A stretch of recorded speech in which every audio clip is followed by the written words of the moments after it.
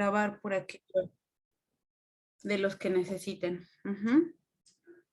Bueno, entonces tenemos el día de hoy el tema de influenza. Yo creo que este es un tema como bastante interesante porque es uno de los virus de los que más se conoce. Es un virus que pues nos ha producido problemas también desde la antigüedad.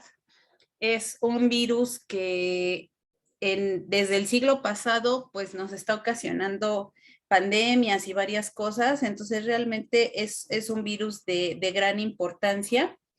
Nosotros decíamos la clase pasada que a veces los virus respiratorios como que ¿cómo decirlo? Como que los menospreciamos, ¿no? Como que dices, pues un virus X que te causa ahí problemitas, pues una gripa total. ¿Quién no ha tenido una gripa a lo largo de su vida? Varias gripas, ¿no? De hecho, y generalmente pues sin complicaciones. Ya también hablamos la clase pasada de que sí, en efecto, sí hay complicaciones por las enfermedades respiratorias, pero la verdad es que son en un porcentaje muy bajo de los casos, ¿no? Entonces, en ese sentido, pues a veces no se le da esa importancia a los virus respiratorios que requiere.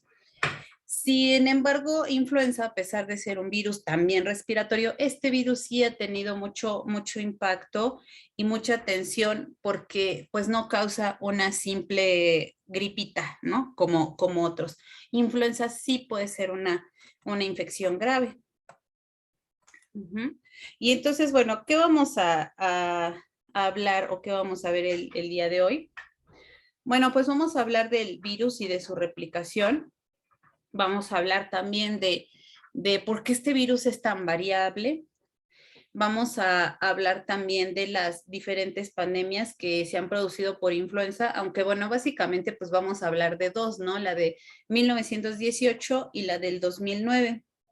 Y pues bueno, vamos a hablar también del tratamiento, porque afortunadamente para este virus sí hay tratamiento, y también vamos a hablar de las vacunas.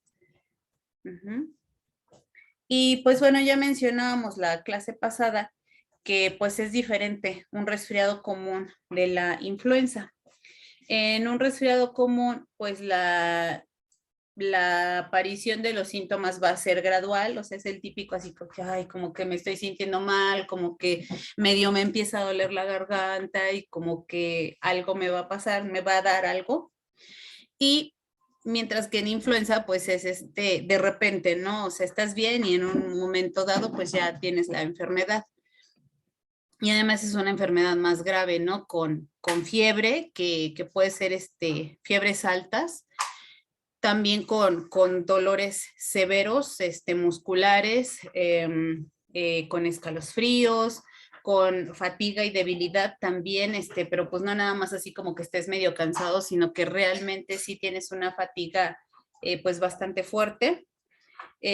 Aquí lo que no necesariamente pasa es que estés estornudando todo el tiempo, ¿no? Entonces puede ser que no estés estornudando todo el tiempo. El dolor en el pecho puede ser severo y además es en la mayor parte de los casos. También a veces puede suceder que pues tengas el escurrimiento nasal, dolor de garganta, también eso puede o no suceder, mientras que en el resfriado pues sí es más común. Y dolor de cabeza también es muy común, ¿no? Entonces, como ustedes pueden ver, en realidad los síntomas son más severos en general, ¿no? Para la influenza que para el resfriado. Y pues bueno, como decíamos, además el problema es que esta enfermedad puede llegar a ser mortal. Entonces, en ese sentido, pues sí tiene mucho más impacto o un impacto mayor en la salud tanto personal, ¿no? Como pública, que un resfriado común. Entonces, bueno, vamos a hablar del virus y de su replicación. Y pues lo primero que vamos a ver, como siempre, es la estructura del virus. Este virus, pues es un virus, como ustedes pueden ver aquí, envuelto. En su envoltura va a tener 3 proteínas principalmente. la hemaglutinina, que además es la proteína más abundante, es esta amarillita. Estas son, este está en trímeros, entonces cada uno de estos, como figuritas que ustedes observan, en realidad son 3 hemaglutininas. La segunda proteína más abundante es la neuraminidasa, que es esta que están representando aquí en verde. Y posteriormente tenemos una que a lo mejor no la habían visto, esta pequeñita, que es la proteína M2 o canal iónico. Entonces, estas son las 3 proteínas que nosotros nos podemos encontrar en la membrana del virus. Después, inmediatamente abajo está la matriz. Esta pues está formada por la proteína M1 o de matriz, ¿no? Y después tenemos ya dentro la cápside. ¿Cómo ven la cápside? ¿Qué le ven de raro a esa cápside?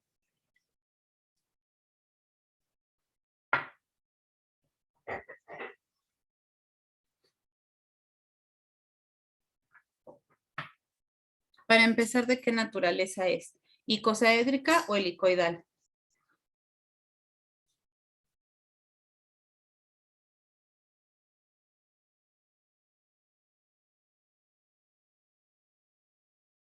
Es el helicoidal. Es helicoidal, efectivamente. ¿Y qué le ven de raro o algo que les llame la atención? El genoma segmentado. Exactamente, el genoma es segmentado.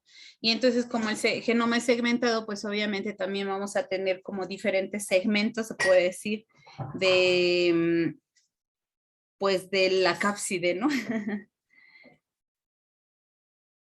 Estaba preguntando si el otro grupo va a tener clase, pero bueno, no van a tener. Ya nos habíamos dado cuenta, ¿no? Creo. Bueno, entonces, efectivamente, ¿no? Pues tenemos también como varios fragmentos de esa cápside. Para ser exactos, pues vamos a tener 8 segmentos del genoma. Entonces, aquí lo que nosotros vemos en cada una de estas 8 partes, pues es que la cápside va a estar formada por la nucleoproteína y que obviamente esa nucleoproteína está envolviendo el genoma. Entonces, generalmente a toda esa estructura, digamos, de la nucleoproteína más el genoma se le llama ribonucleoproteína. Y pues aquí tenemos, ¿no? El complejo de polimerasa que también va unido, si ustedes se fijan, a cada uno de los segmentos. También podemos tener aquí algunas moléculas de esta proteína, que es la proteína de exporte nuclear. ¿No? Y bueno, vamos a ver el genoma. Como yo les decía, el genoma está compuesto de 8 segmentos. El segmento 1, pues nos va a codificar para la polimerasa básica 2, el segmento 2 para la polimerasa básica 1, el segmento 3 para la polimerasa ácida, el segmento 4 para la hemaglutinina, el segmento 5 para la nucleoproteína, el segmento 6 para la neuraminidasa, el segmento 7 para la proteína M1, pero vean que aquí también nos va a producir la proteína M2, esto es por splicing alternativo. Y lo mismo va a suceder con el segmento 8. El segmento 8 nos produce la proteína NS1, pero también este segmento codifica para la proteína NEP, que era esta de exporte nuclear. Y esto también lo va a hacer por splicing alternativo. Acá también el segmento 1 va a codificar para una versión soluble de la polimerasa básica 2, también por splicing alternativo. Y este segmento 2 y el segmento 3 también pueden codificar para otras proteínas, para la N40 y para 3 versiones diferentes de la proteína, de la polimerasa ácida. Esto no es por splicing alternativo, esto es en el mismo RNA mensajero. Simplemente el ribosoma va a empezar un poquito después. Ay, perdón. Me anda dando la estornudadera. Entonces va a empezar un poquito después, va a haber un inicio alternativo de la traducción y es entonces como vamos a tener estas diferentes proteínas. Entonces, pues bueno, aunque tenemos 8 segmentos, pero podemos tener más de 8 proteínas, ¿no? No es que justamente solo un segmento pues va a codificar para una proteína.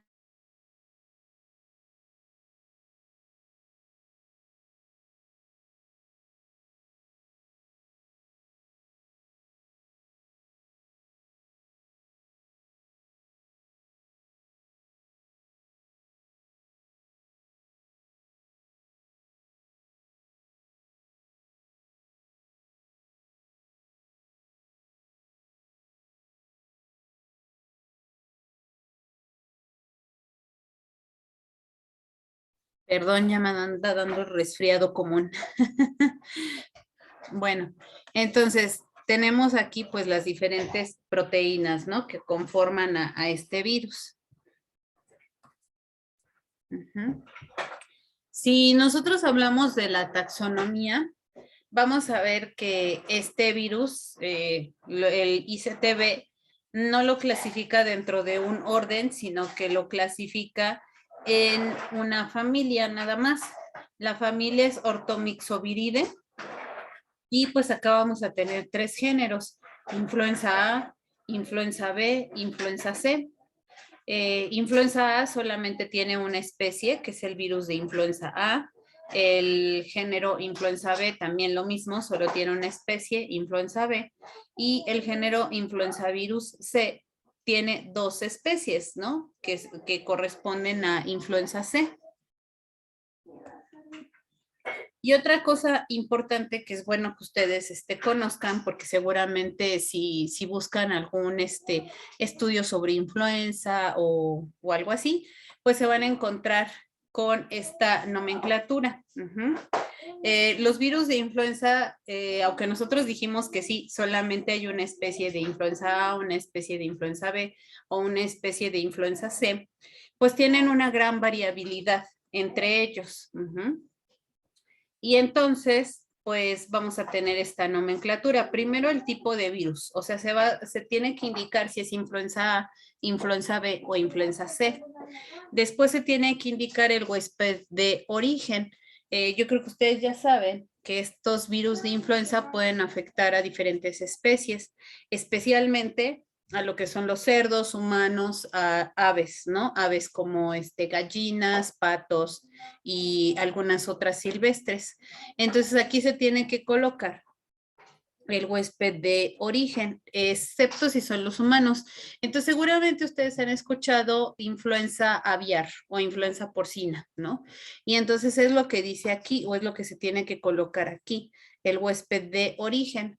Después se coloca el sitio de aislamiento, por ejemplo, si fue México, si fue Hong Kong, si fue China, si fue Japón, etcétera. Se coloca el número de cepa o el número consecutivo de aislamiento, se coloca el año de aislamiento y después viene la descripción antigénica, que van a ser los subtipos de maglutinina y neuraminidasa. Entonces es muy común que ustedes tengan influenza A, aviar, de Hong Kong, un número aquí, el año de aislamiento, que puede ser, por ejemplo, 2009, y después que digan que es un virus H1N1. Creo que ya comentábamos aquí, ¿no? La clase pasada, no recuerdo si era en este grupo o fue el M2, en donde decíamos, ¿no? Que aunque lo más común es escuchar, por ejemplo, H1N1, no quiere decir que la H1 no se pueda combinar, digamos, con la N2 o con la N3 o con la N, lo que le siga, ¿no? O sea, simplemente pues son las variantes que estamos observando, pero eso no quiere decir que en teoría, por lo menos, pues no se puedan mezclar entre ellas. Bueno, vamos a ver el ciclo de multiplicación. Déjenme traer mi pizarrón mientras les dejo esta imagen, para que ustedes vayan aquí viendo los pasos y vayan viendo si ven algo raro o diferente.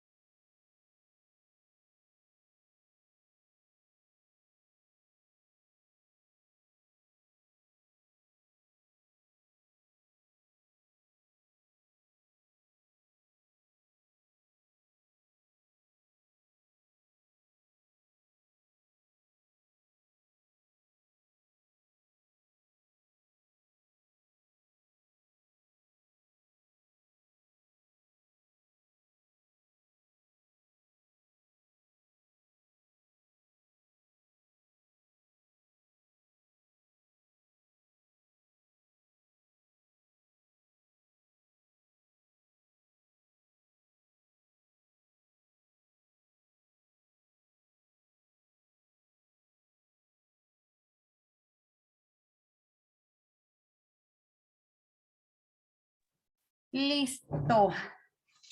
A ver entonces. ¿Qué le ven de raro a ese ciclo de multiplicación?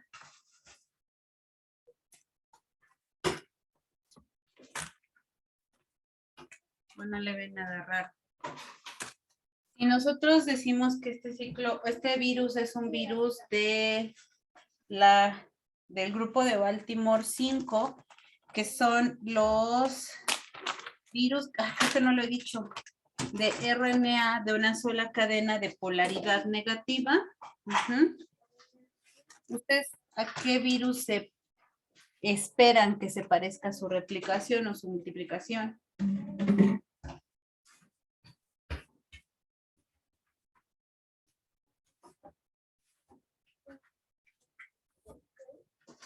Hola, hola, ¿sí están por ahí?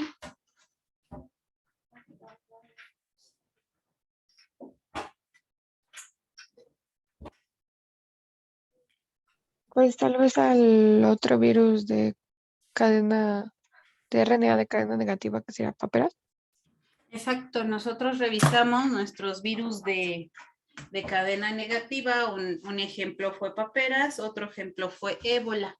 Entonces nosotros esperamos que la multiplicación sea pues parecida, ¿no? A esos virus.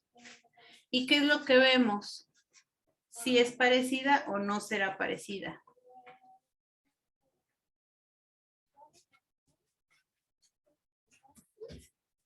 Vamos a ir haciendo aquí un dibujo y vamos a ver qué tanto se parece.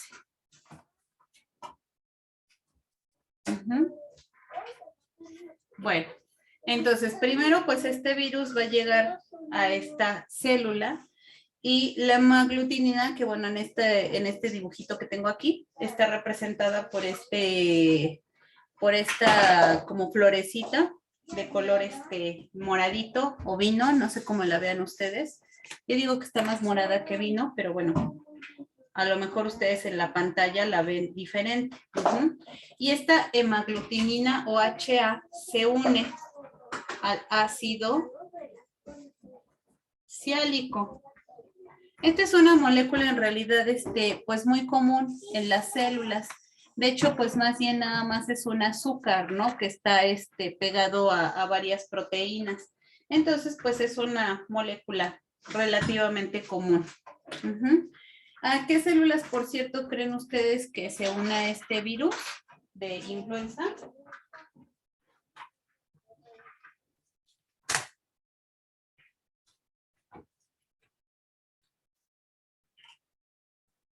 ¿Cuáles serán sus células blanco?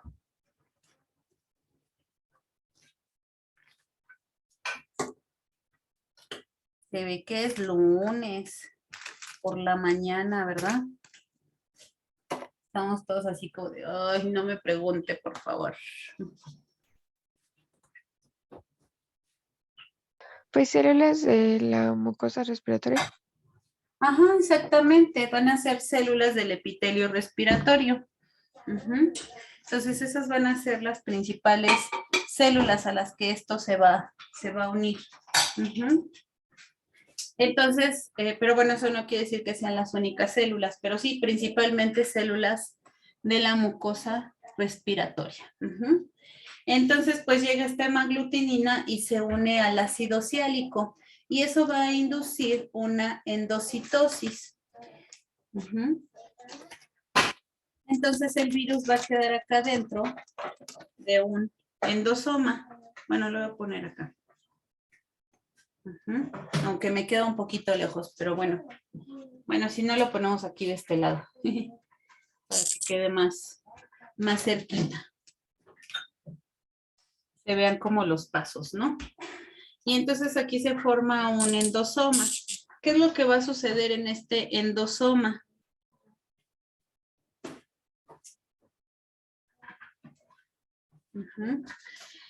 Hasta aquí, mi hemaglutinina sigue unida al ácido ciálico, pero no ha pasado nada. En el endosoma van a empezar a entrar protones. Y esto se va a acidificar. Y entonces una vez que se acidifica, la hemaglutinina va a tener un cambio de conformación. Y gracias a ese cambio de conformación se va a exponer el péptido de fusión y entonces se van a empezar a fusionar las membranas del virus con la de la célula. Pero no solamente sucede esto. Recuerden que acá tenemos un canal iónico, ¿sí se acuerdan? En nuestro virus acá tenemos un canal iónico. Y este canal iónico lo que va a hacer es que ahora los protones van a ingresar aquí al virus. Y esto también va a hacer que ahora la ribonucleoproteína se libere. Y entonces, ¿qué es lo que va a ingresar aquí? Al citoplasma de la célula.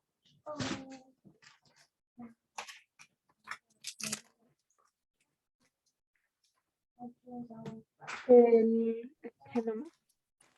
Exactamente, la ribonucleoproteína, ¿no?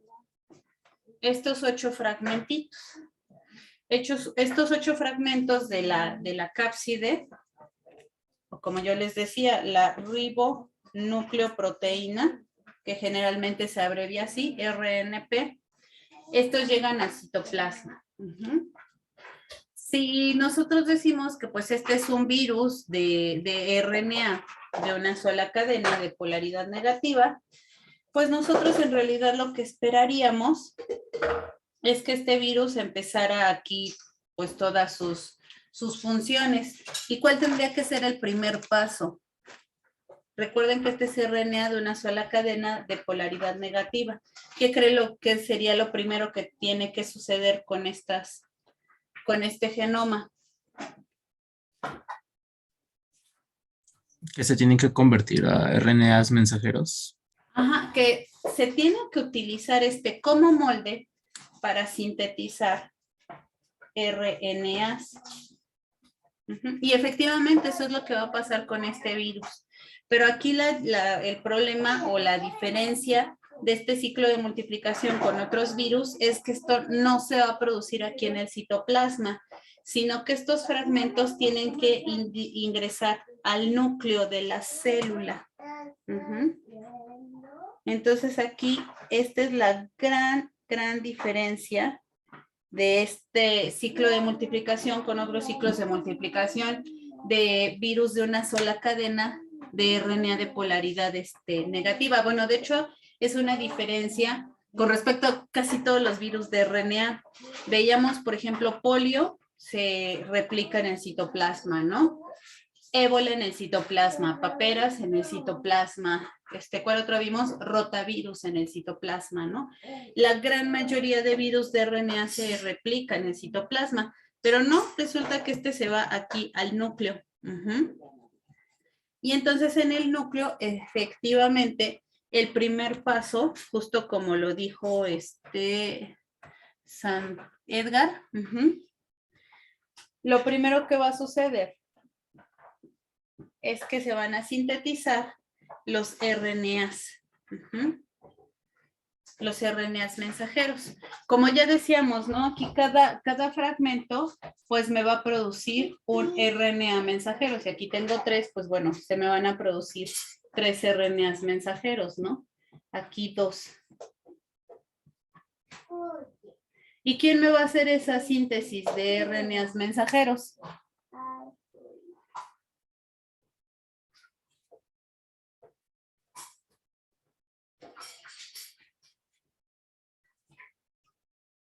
Los ribosomas celulares. Los ribosomas celulares. ¿Pero qué hacen los ribosomas? Los ribosomas sintetizan mensajeros. No, perdón.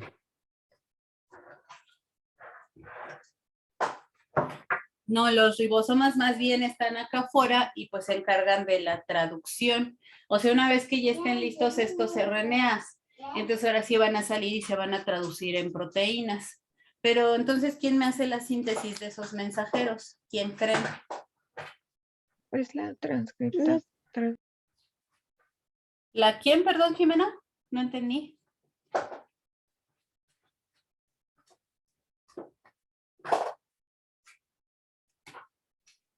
La RNA polimerasa. Una RNA polimerasa, efectivamente. Es una RNA polimerasa, pero que tiene que ser dependiente de quién, De RNA. de RNA, o sea, este genoma va a ser tomado como molde para todos los mensajeros. Tiene que ser un RNA polimerasa dependiente de RNA. Y el virus ya lleva su polimerasa. En realidad no tiene ningún problema. De hecho, lleva 3 polimerasas. Lleva la polimerasa ácida, la polimerasa básica 1 y la polimerasa básica 2. Entonces, en realidad, pues el virus ya lleva sus polimerasas. Y entonces, ¿por qué si ya lleva sus polimerasas, pues no se quedó en el citoplasma, como todos los demás que se quedan en el citoplasma?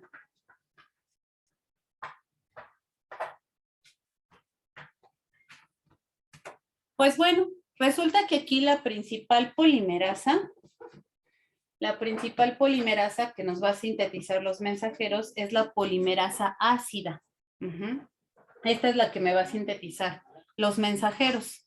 El problema de esta polimerasa ácida es que, a diferencia de otras RNAs polimerasas dependientes de RNA, esta necesita un iniciador, necesita como un primer para a partir de ahí agarrarse y empezar a sintetizar esto. Entonces, pues aquí el problema es que este virus necesita un iniciador. ¿Quién le va a dar ese iniciador? Pues resulta que recuerden que estamos dentro del núcleo.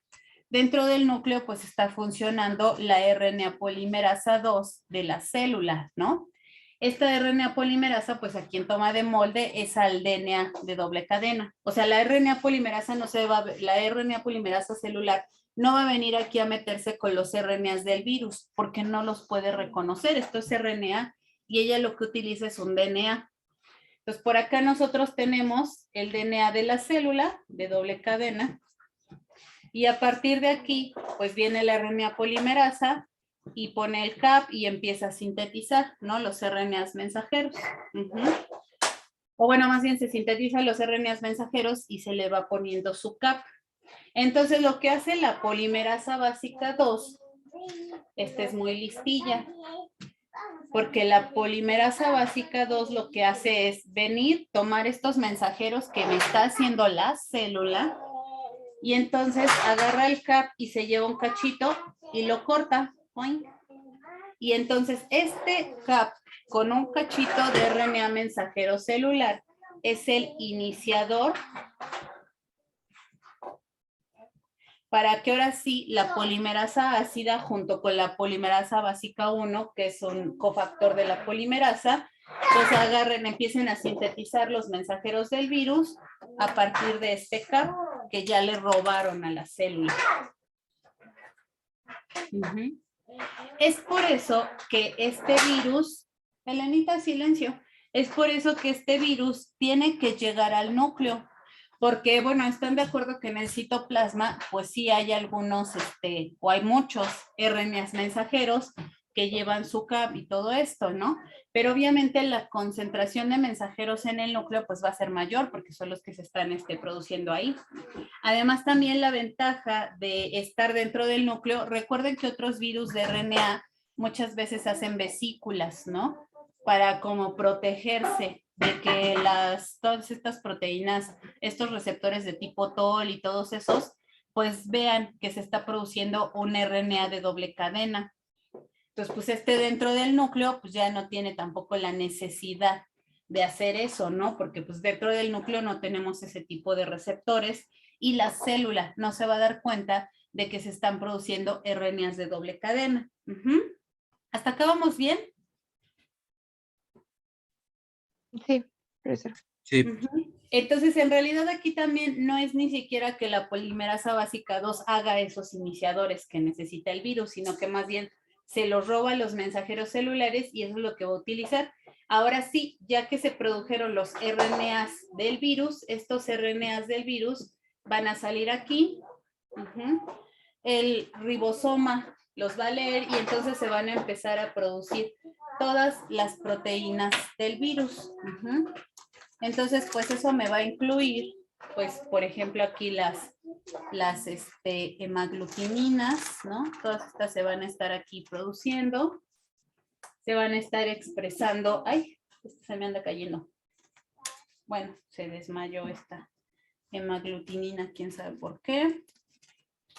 Se van a estar produciendo aquí todas las proteínas del virus.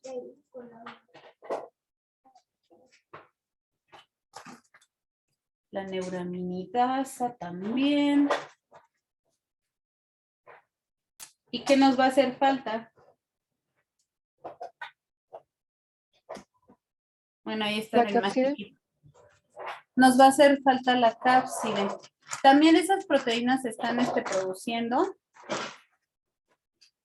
Aunque bueno, pues no están acá agrupadas, pero también se están produciendo todas estas proteínas de la cápside. Estas son las ribonucleoproteínas, ¿no? Por ejemplo. Déjenme ponerlas. O sea, ya todas las proteínas del virus se están produciendo. ¿Qué nos hace falta?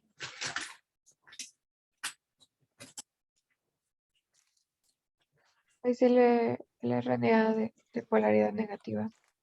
Exactamente, pues ahora nos hace falta sintetizar el genoma. ¿Y cómo lo va a hacer este virus? ¿Cómo va a sintetizar el genoma?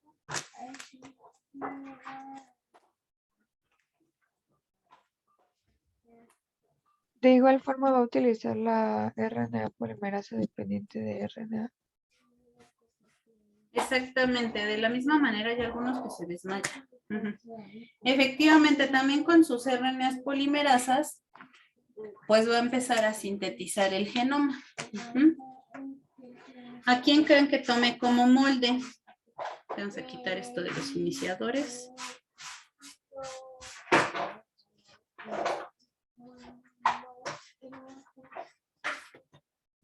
El RNA de polaridad positiva. Al RNA de polaridad positiva.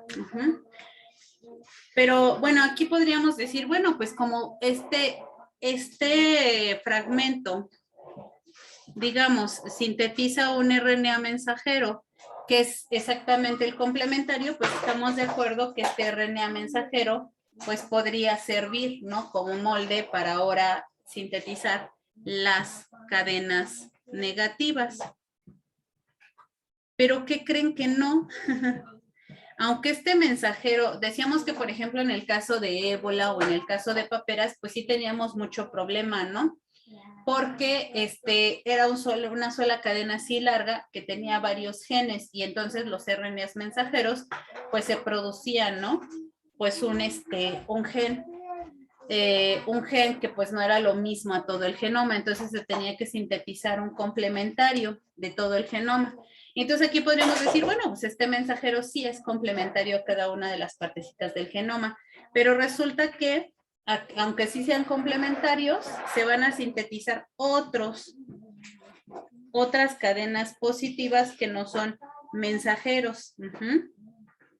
Y entonces a partir de aquí se van a empezar a sintetizar las cadenas negativas. Esto es pues para prevenir. Recuerden que estos mensajeros pues llevan su cap, lo vamos a poner de este lado, llevan su colita de polías. Entonces pues estas realmente no, y además acá tienen un fragmento de un RNA que no es del viral. Entonces si nosotros agarramos estos como moldes, pues estaríamos llevándonos una colita de polías que pues no tiene nada que ver, que más bien sería uracilos, ¿no? Cuando hablamos del complementario. Y pues acá también seguramente estaríamos copiando una parte de un RNA que pues no corresponde al del virus. Y a lo mejor esto no sería tanto problema como perder secuencias, pues total ganar, pues total nos llevamos cachitos extra, ¿no? Pero pues obviamente después puede llegar a interferir en el empaquetamiento u otras situaciones. Entonces es por eso que se sintetizan intermediarios de cadena positiva diferentes a los RNAs mensajeros. Y entonces ahora sí, ya que tenemos estas cadenitas negativas, esta proteína va a entrar y las cápsides se van a empezar a formar aquí adentro, o lo que serían las ribonucleoproteínas. estas ribonucleoproteínas se van a formar acá adentro.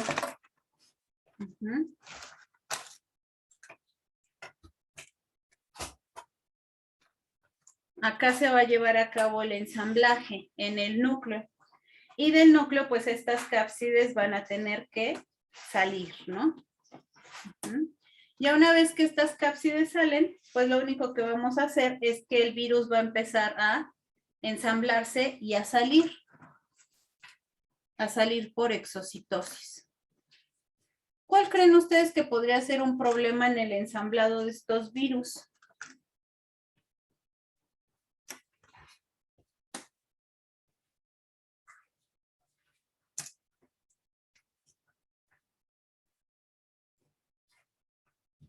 ¿O no le ven ningún problema?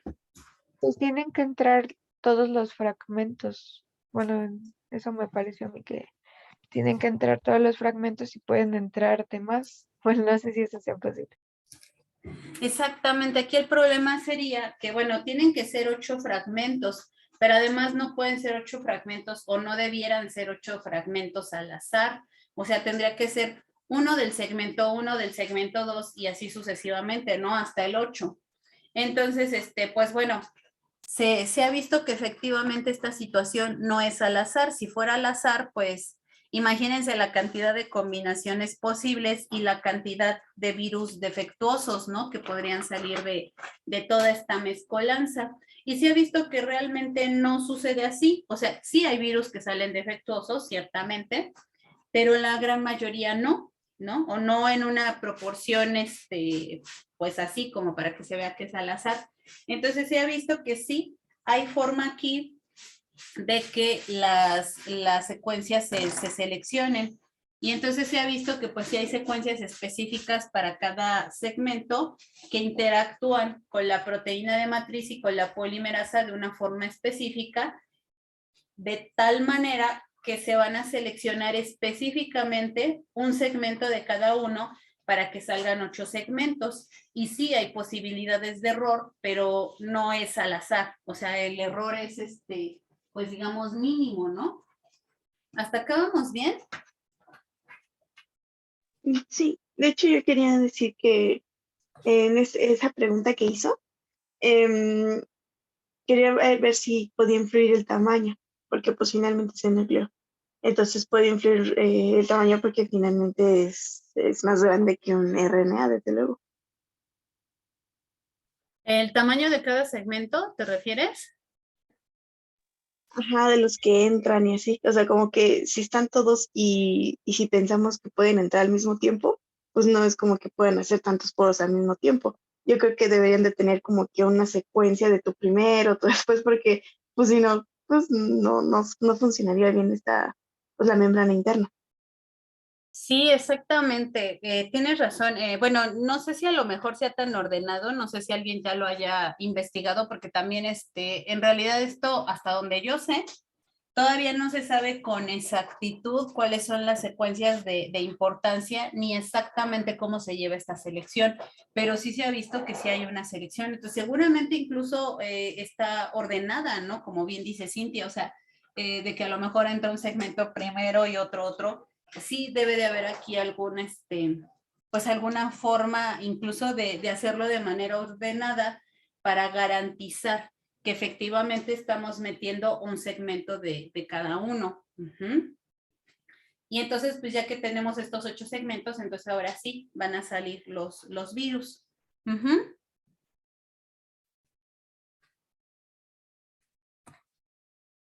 Muy bien. Pues entonces eso es básicamente la replicación de este virus. Y entonces pues también vemos ahí que es una cuestión como bastante interesante, ¿no? Cómo es que este virus se replica, pues básicamente por esta diferencia con otros virus de que no se lleva a cabo su multiplicación en el citoplasma, ¿no? Bueno, vamos a seguir compartiendo esto, porque bueno, aquí ya nada más una cosa importante es que una vez que este virus se libera por exocitosis, es muy probable que este virus se vuelva aquí a pegar. La hemaglutinina es muy pegajosa, ¿no? Entonces es muy probable que se pueda volver aquí a pegar a moléculas de ácido siálico que todavía están en la membrana de la célula. Entonces aquí es donde la neuraminidasa juega un papel muy importante. La neuraminidasa, recuerden que es la segunda proteína más abundante de la membrana, y el papel de esta proteína, pues como su nombre lo dice, es romper cosas. Recuerden que todo lo que termina en asa es para cortar o para romper. Entonces lo que hace esta neuraminidasa es cortar estas moléculas de ácido siálico, no corta a la hemaglutinina del virus. Lo que corta es este ácido siálico, se lleva un cachito del ácido siálico y entonces ahora sí, el virus se puede liberar. Si no funciona la neuraminidasa, el virus se quedaría aquí pegado o absorbido a la célula de la misma que salió. Entonces, pues, en realidad no se liberaría. Bueno, pues ahorita vamos a hablar entonces de la variabilidad genética de este virus. Y entonces, pues otra vez regresamos a esta imagen, ¿no? La del ciclo de multiplicación viral. ¿Cuáles son las fuentes de variación de cualquier virus o de este virus? Así con esta imagen, ¿ustedes qué dirían? ¿En qué momento se pueden producir cambios en el genoma del virus? Durante la replicación del mismo. Exactamente, Ilse, acá en la replicación, bueno, acá sí si se produjeran cambios en los RNAs mensajeros, están de acuerdo que pues afectan a la proteína, que no es pues no sería cualquier cosa, ¿no? Pero es menos grave porque pues estas proteínas solamente me van a formar aquí alguna partícula viral y ya esa información no pasa, ¿no? A la progenie, pero aquí sí. Cuando se produce la replicación del RNA viral, cuando pasamos de esta cadena negativa, la utilizamos como molde para hacer las positivas y las positivas o intermediarios de replicación, los utilizamos como molde para hacer las negativas, ahí podemos estar acumulando mutaciones.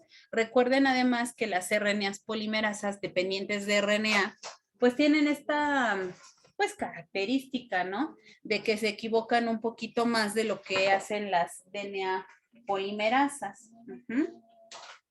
Entonces, pues aquí sí tenemos pues ese problema.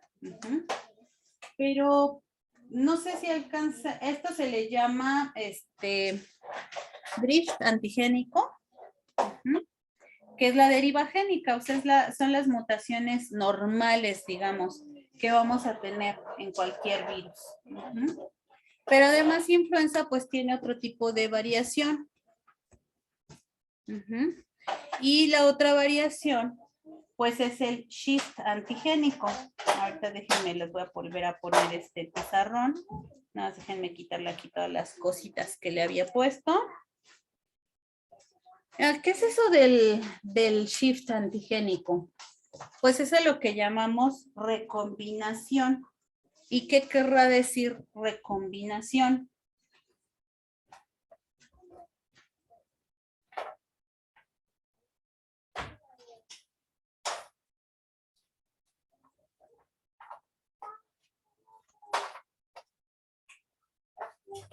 La unión de dos moléculas de origen diferente. La unión de dos moléculas diferentes. ¿Y cuáles serían esas dos moléculas? ¿Qué es lo que se recombina? Hola, Marcos.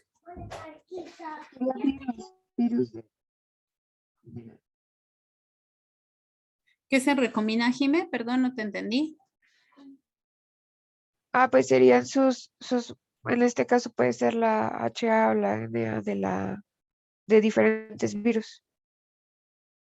Sí, efectivamente, puede ser la HA o la NA de diferentes virus. Pero, ¿qué creen? Que en realidad la cosa es más compleja que eso. En realidad no solamente se pueden recombinar la HA y la NA, sino que se puede recombinar cualquier segmento. Vamos a ver cómo sucede esto. Déjenme encontrar los... ¿Qué pasa?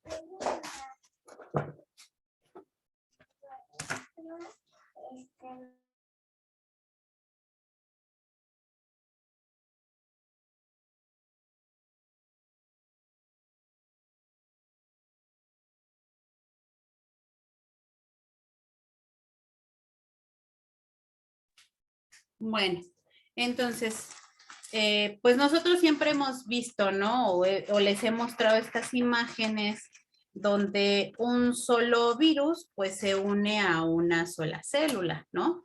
Y pues a partir de ahí se producen pues la progenie viral y pues también lo mismo, solo les he mostrado pues lo que sucede como o lo que sería la progenie viral de un solo virus, ¿no?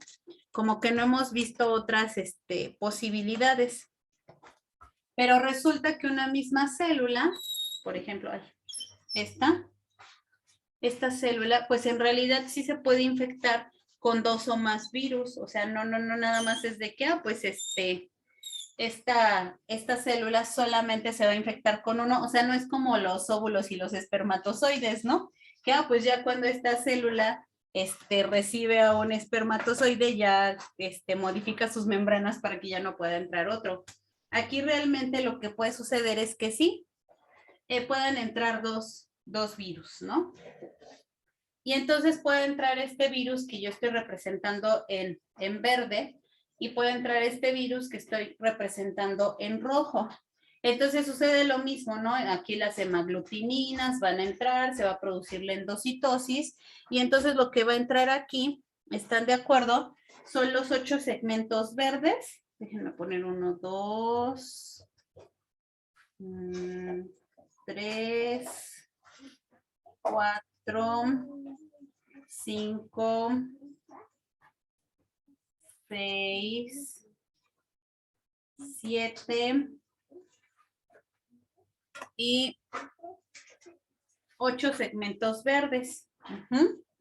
Y también al núcleo pueden entrar los 8 segmentos rojitos. ¿Estamos de acuerdo?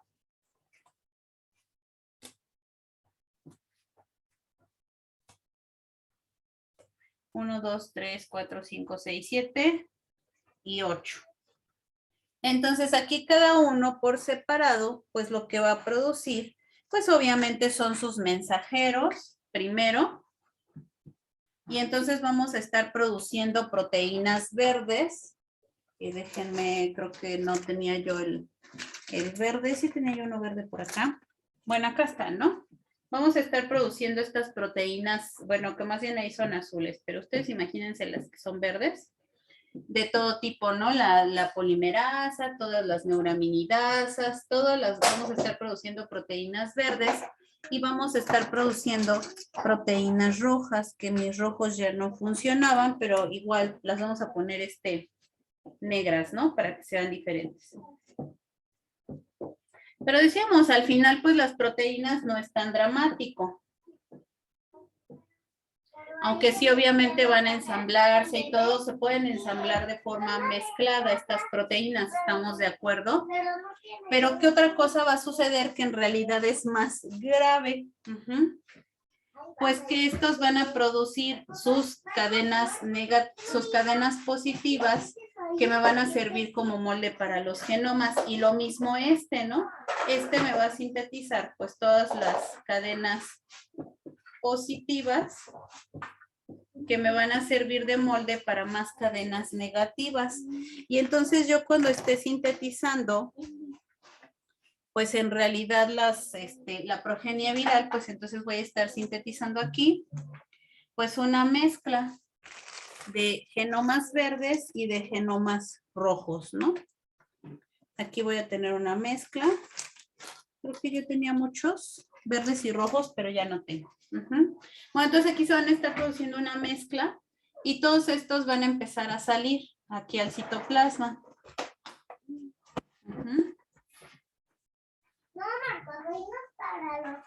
todos estos genomas van a empezar, bueno, estas son las copias del genoma, ¿no? Van a empezar aquí a salir al citoplasma. Conforme se acerquen aquí a la membrana, como decíamos, ¿no? Seguramente la selección de segmentos va a ser ordenada. Uh-huh. Y entonces el virus va a seleccionar A1, PB1, PB2, NS, PA, nuestra NS, ese ya tengo, PA también ya tengo, AHA, NA, ¿cuál me faltaba? M, 1, 2, 3, 4, 5, 6, 7, y me falta 1, que era NP. Y entonces estos segmentos se van a asociar y así simplemente van a salir combinados. Y hagan de cuenta que pues el virus va a seleccionar así tal cual yo lo hice, ¿no? Pues simplemente va a empezar a seleccionar, pues no sé si ustedes alcanzan a ver que mis imancitos, que cada uno de mis segmentos tiene un nombre. Entonces hagan de cuenta que pues son las secuencias estas, ¿no? Que está seleccionando pues mi virus. Entonces mi virus no se va a poner a leer, no, esta es roja y esta es verde, no, tengo que agarrar rojas y verdes, sino que él nada más va a ver, pues PB1, PB2, NS y así sucesivamente. Y acá también lo mismo, HA, PA, NP, PB2, HA ya tenía, NA no tengo, NS tampoco tengo, PA ya tengo, y así sucesivamente, ¿no? Hasta juntar 1, 2, 3, 4, 5, 6, 7, hasta juntar mis 8 segmentos y entonces ir haciendo mis virus. Entonces la progenia viral aquí puede salir mezclada, puede salir tanto con segmentos verdes como con segmentos rojos. ¿Sí estamos de acuerdo?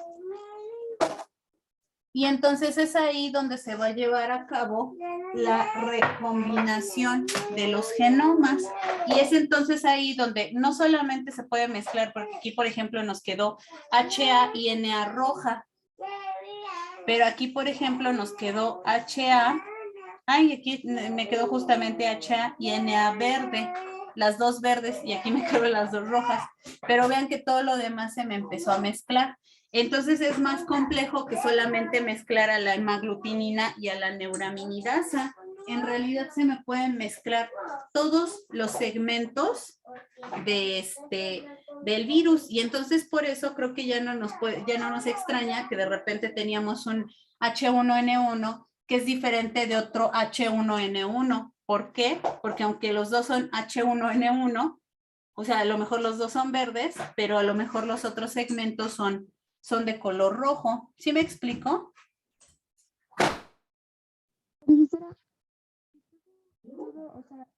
Sí, de hecho, bueno, tengo una pregunta.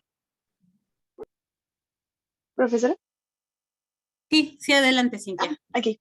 Bueno, entonces se hacen ese tipo de recombinaciones, pero ¿todo esto ya está registrado o simplemente ya se dice a la sociedad como de, son muchos, o sea, no sé si me voy a entender, pero como siempre que sale una nueva cepa de algo o cosas así, siempre se debe de registrar, pues esto es muy difícil de registrar, o sea, es como tiene mucha incertidumbre.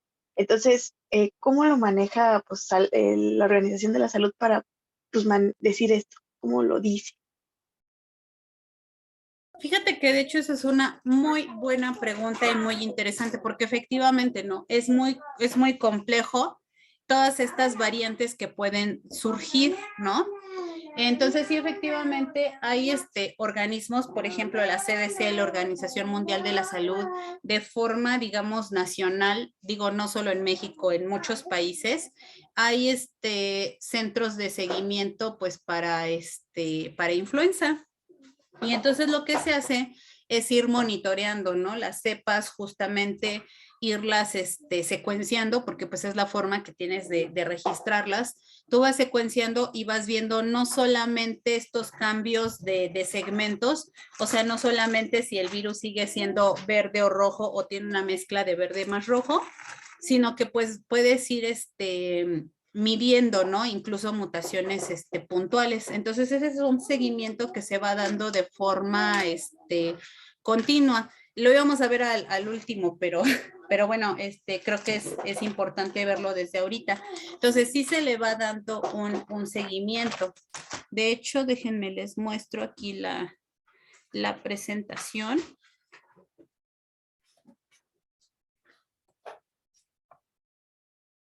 Uh-huh. De hecho, también históricamente se lleva ese registro, porque justamente las pandemias se han dado por esta variación antigénica y ya hay casos históricos muy bien conocidos, en donde, por ejemplo, aquí, por ahí de los años 50, esta cepa aviar H3NX, aquí sí no se sabía la N porque pues en su momento no se secuenció, entonces en ese sentido no se puede saber qué neuraminidasa era, pero se sabe que es hemaglutinina 3. Entonces este virus se recombinó con este virus humano estacional que era H2N2 y resulta que la recombinación nos dio una cepa que fue pandémica, o sea que nos produjo una pandemia, que fue H3N2.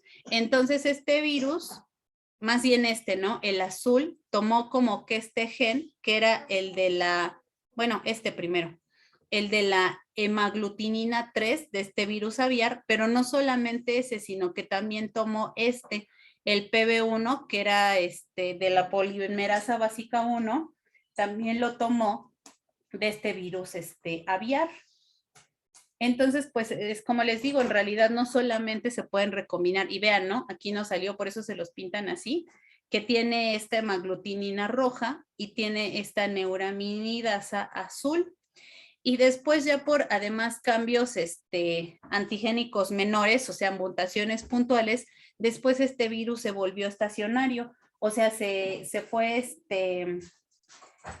¿cómo se decir? Se fue adaptando a la población humana y pues ese virus empezó a circular ya en el mundo y se volvió ese virus estacionario.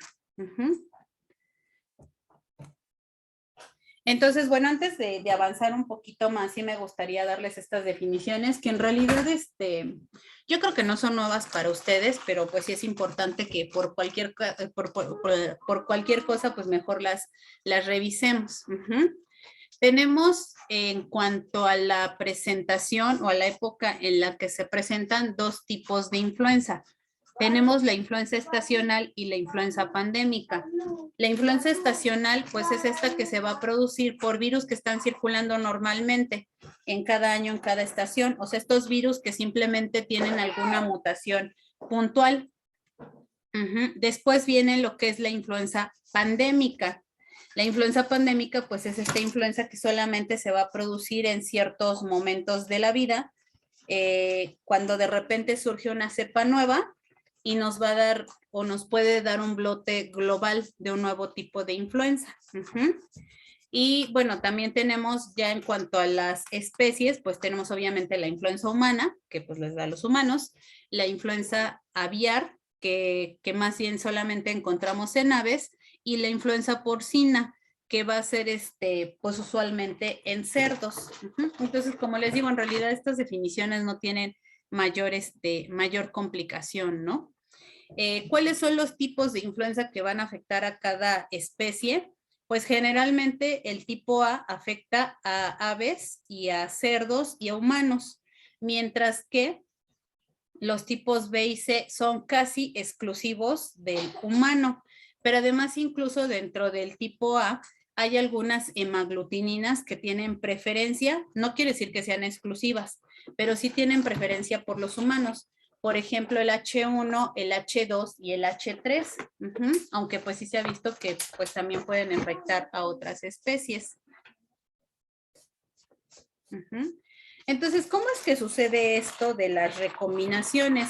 En realidad y afortunadamente esto de las recombinaciones tampoco es una cosa así súper común. O sea, no es que cada mes estén saliendo nuevos virus de influenza, sino imagínense, estaríamos, pues yo creo que ya no existiríamos como especie humana, no sé.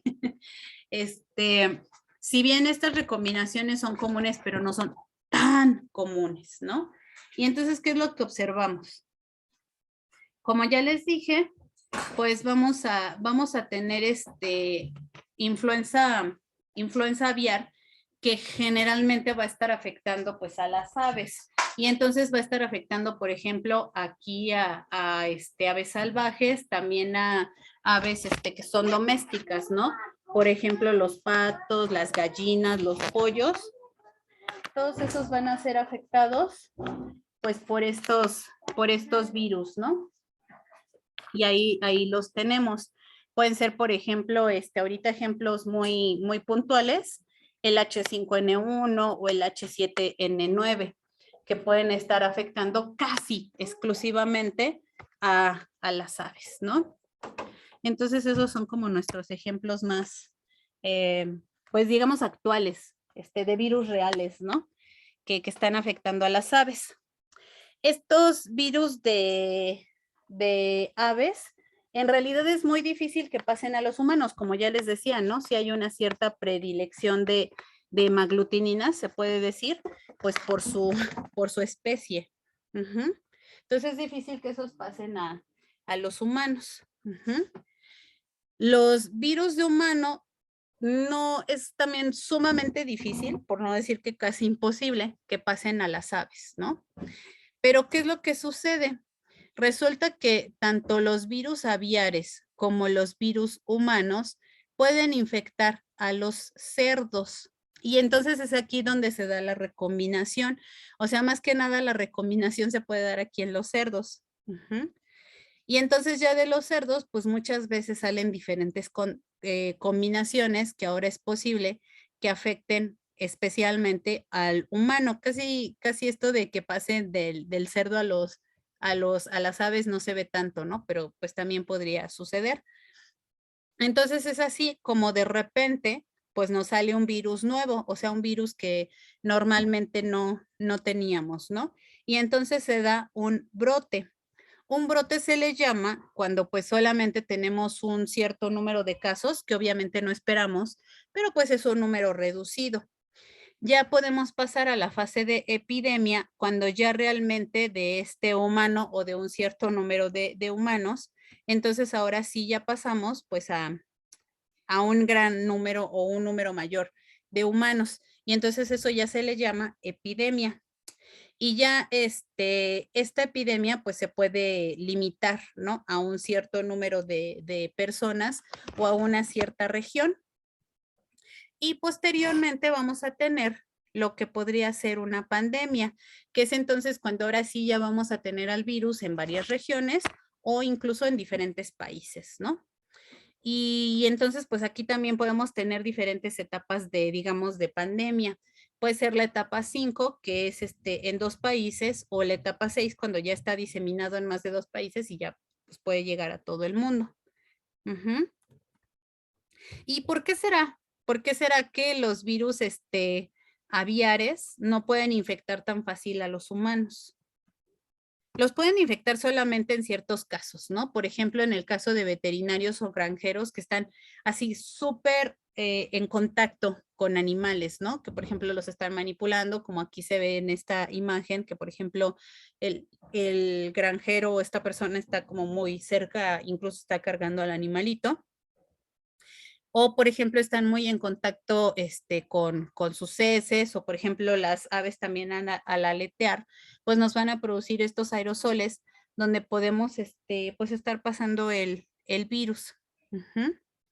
Entonces, sí puede haber infección directa de estos virus aviares a los humanos, pero pues vean que es un acercamiento muy estrecho, ¿no?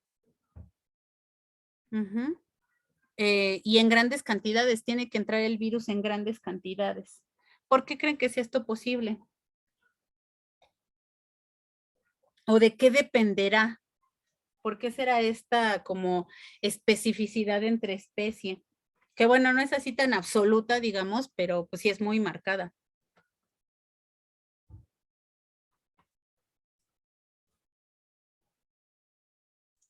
Por lo que nos había mencionado del ácido ciálico, que es como muy común en los receptores. Exactamente, la cuestión aquí es el ácido siálico, que es una molécula muy común, pero no es igual. Ujú. Resulta que si bien tanto aves como humanos tienen ácido siálico, pero la unión entre ese ácido siálico no es la misma. Déjenme, les muestro otra presentación porque al final no puse esa parte. Ujú, para que vean la diferencia de estos ácidos siálicos. Es esta, creo, influenza 21 o esta de influenza. Ah, sí, esta es de influenza. Esta estaba mejor.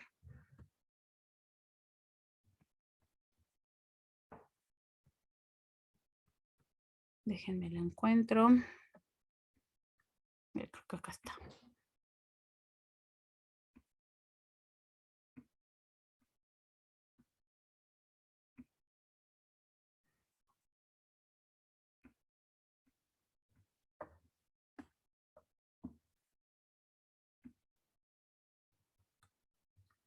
Aquí está. Ujú. Vamos a tener que, ¿sí ven mi cursor? Vamos a tener dos tipos de uniones entre el ácido siálico. Ujú. El ácido siálico, pues no es otra cosa más que la unión de este ácido neuramínico con la galactosa. Por eso les digo que pues son azúcares, en realidad estos, ¿no? Y entonces podemos tener dos tipos de enlace. Tenemos el enlace alfa 2,6, en donde el carbono 2 del ácido neuramínico se une al carbono 6 de la galactosa. Y entonces nos queda un poquito como hacia abajo, ¿no? Ya ven, este ácido siálico nos queda un poquito hacia abajo.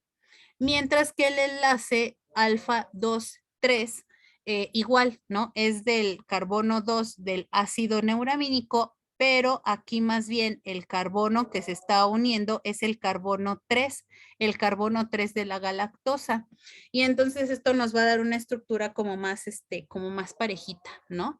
Entonces, aunque en realidad pues los dos son ácido siálico, pero pues esta estructura es ligeramente diferente y eso es lo que nuestra hemaglutinina puede reconocer.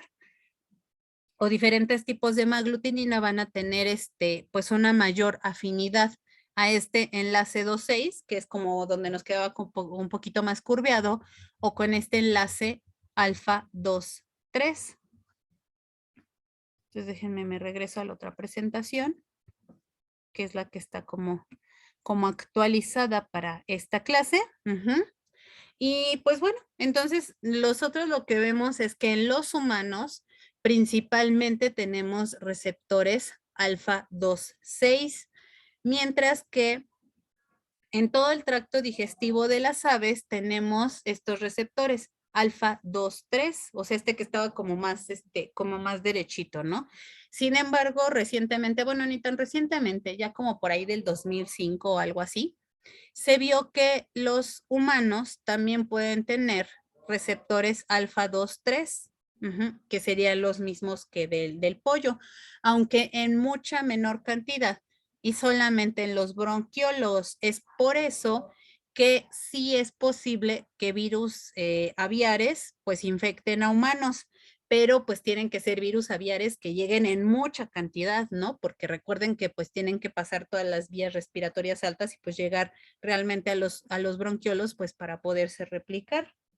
¿Hasta acá vamos bien? Es por eso que pues estos virus van a ser, por decirlo así, digamos, especies específicos, ¿no? Aunque ya vimos que sí hay posibilidad de que los humanos se infecten con virus aviares. Entonces, pues bueno, eso es lo que va a suceder.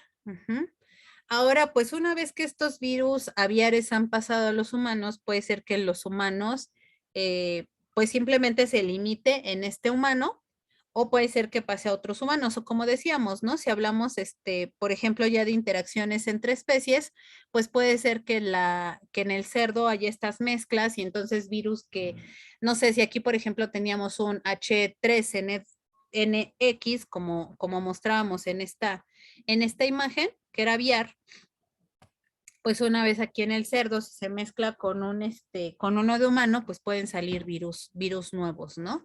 Y entonces, ¿cómo son las relaciones entre especies? Pues bueno, vamos a ver que las aves silvestres, pues son en realidad el reservorio natural de estos virus, ¿no? Se ha visto que incluso de las aves puede pasar a algunos mamíferos marinos, entonces también hay mamíferos marinos que pueden sufrir de influenza. Claro, esto no tiene tanta importancia para nuestra especie porque pues generalmente nosotros no estamos tan en contacto con estos animales, ¿no? Pero también de las aves silvestres pues puede pasar a las aves domésticas, por ejemplo a los patos. De los patos puede pasar a los pollos o viceversa, ¿no? De los pollos a los patos. También se ha visto que pudiera ser que de las aves salvajes pudiera pasar a los murciélagos, pero bueno, esto todavía está como un poquito como en duda, ¿no? Ujú. De aquí de los pollos o de los patos pudiera ser que pase a los cerdos o pudiera ser que pase incluso a los caballos y a los perros. También podría haber esta relación. Y entonces, pues ya decíamos, de las aves puede pasar a los humanos. O puede pasar a los cerdos, en los cerdos puede haber esta mezcla de cepas pandémicas y entonces de aquí realmente surgir una nueva cepa, ¿no? Que pueda pasar a los humanos. También se ha visto que los gatos pueden ser afectados por estos, por estos virus. Perdón. Les digo que como que creo que me quiere dar catarro. Ya estoy viendo que estoy muy mocosilla. ¿Hasta acá vamos bien? Para que nos quede claro esto de las infecciones respiratorias. Con ejemplo incluido, ¿no? De la maestra. Bueno, pues vamos a seguir con esto.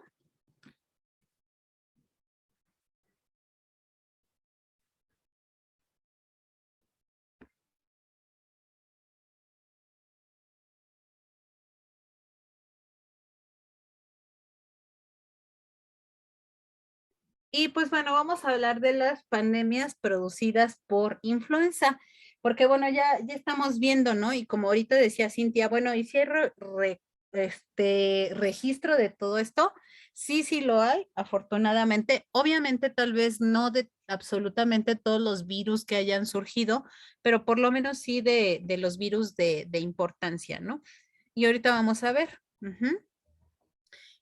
Ya vimos, ¿no? Que la recombinación puede llevar, puede dar lugar a pandemias, pero además, pues, vamos a ver que, pues, históricamente han sucedido varias recombinaciones, ¿no?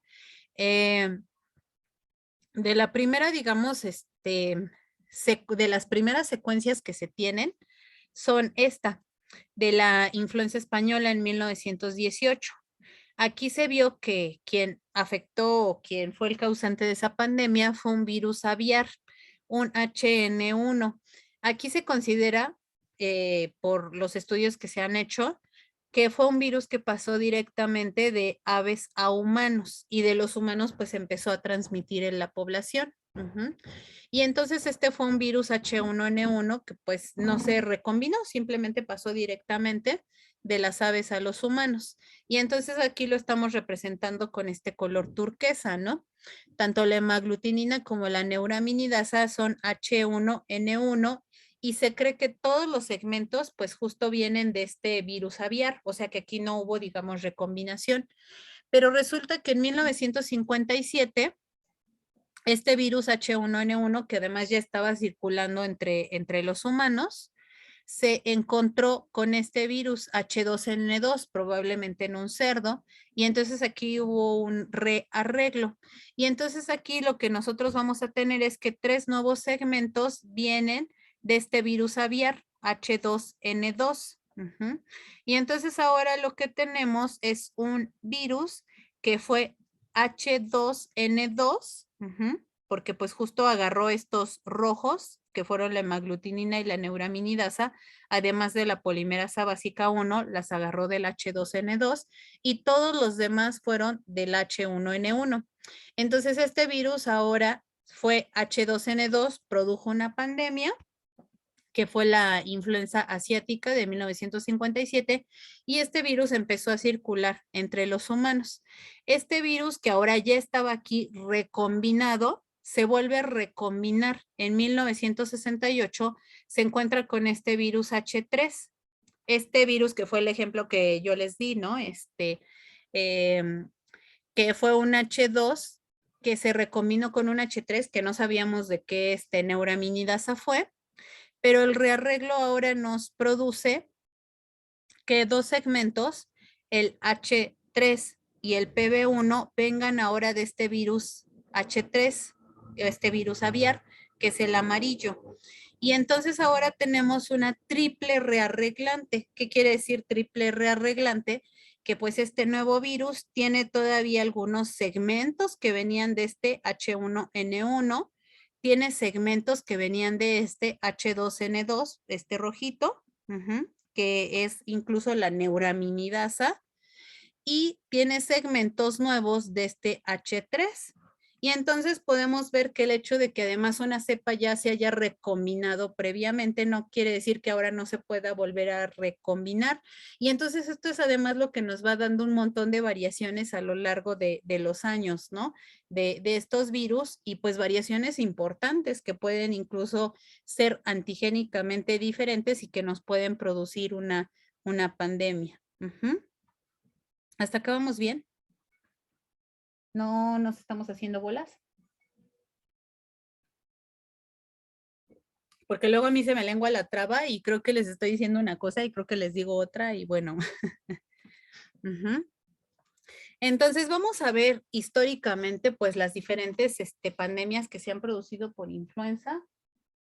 Déjenme ver la hora, 9:28, todavía tenemos algo de tiempo. Digo, tampoco se trata de que, ay, terminemos justo hasta las 11, pero bueno, pues más bien lo importante es que no nos pasemos, ¿no? Entonces, bueno, pues la primera pandemia de influenza que se tiene registrada es esta de 1890, yo les iba a decir de 1980, no, de 1890 en Rusia, aunque yo por ahí me encontré un artículo, la verdad es que ya no lo leí,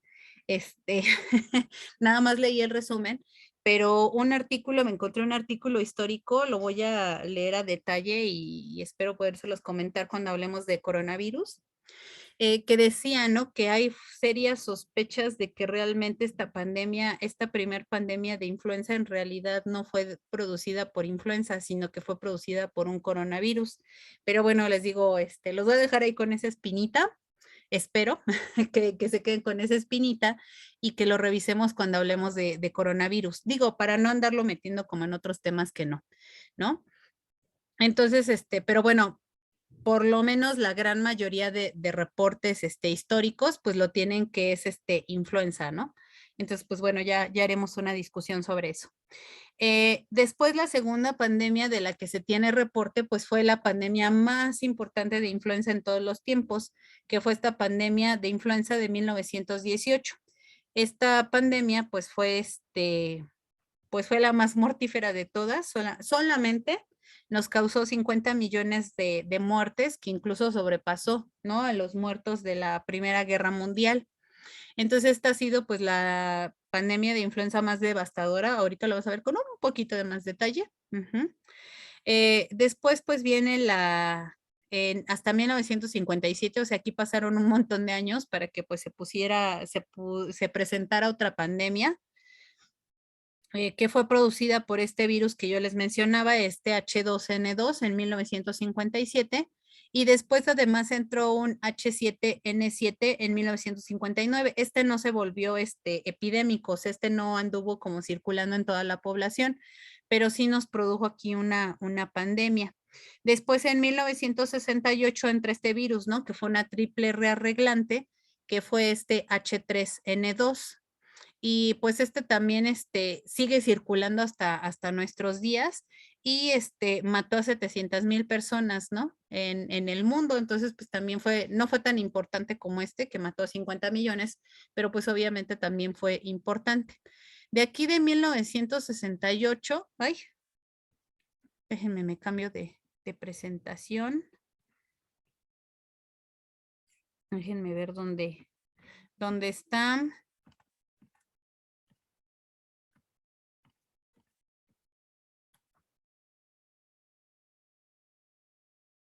Ay, quién sabe dónde quedó la otra, pero bueno.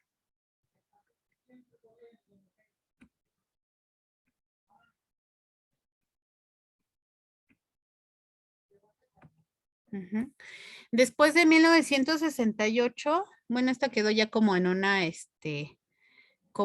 sola, ¿no? Tenemos esta de 1977 que vuelve a ser un virus H1N1. Después de aquí, pues aparentemente también no pasa nada, no hay ninguna pandemia hasta 1997 que surge este virus aviar, H5N1, que también pasa a los humanos. Y después de ahí también pues parece que no sucede ninguna pandemia. Bueno, en el 2005 se observa que todavía este virus del 1918 anda circulando en la población y después resulta que en el 2009 tenemos una epidemia por una nueva cepa de influenza H1N1, pero además aquí se observa, como yo les decía hace rato, que aunque ya teníamos un virus H1N1 circulando, que fue el del 77, ahora se observa un nuevo virus H1N1 que seguramente tenía otros segmentos de polimerasas o de otras proteínas, que fue ahora la cepa pandémica. Déjenme quitar esta. Ay, no sé qué hice, perdónenme. Déjenme quitar esta presentación porque me estorba y ahora déjenme hacer esta en grande.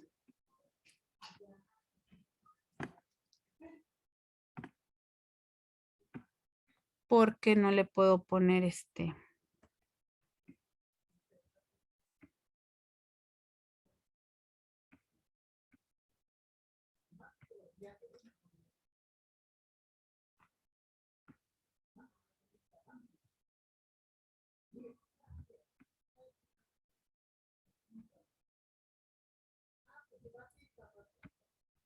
Perdone. ¿Hasta acá vamos bien? ¿No hay preguntas, dudas, comentarios, situaciones? No, pero pues ahora todo Sí, ya bien. están viendo mi pantalla, ¿verdad? Ahora, ¿por qué no se mueve? Ay, como que ya se me trabó la presentación.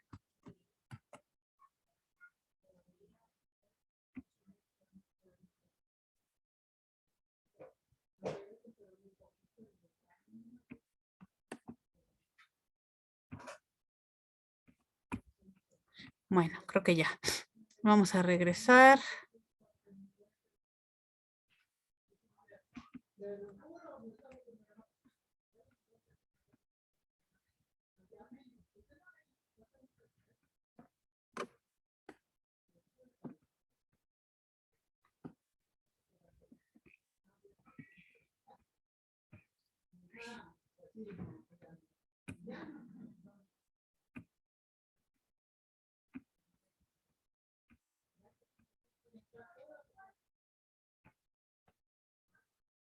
Bueno. Pues ya tenemos esta, ¿no?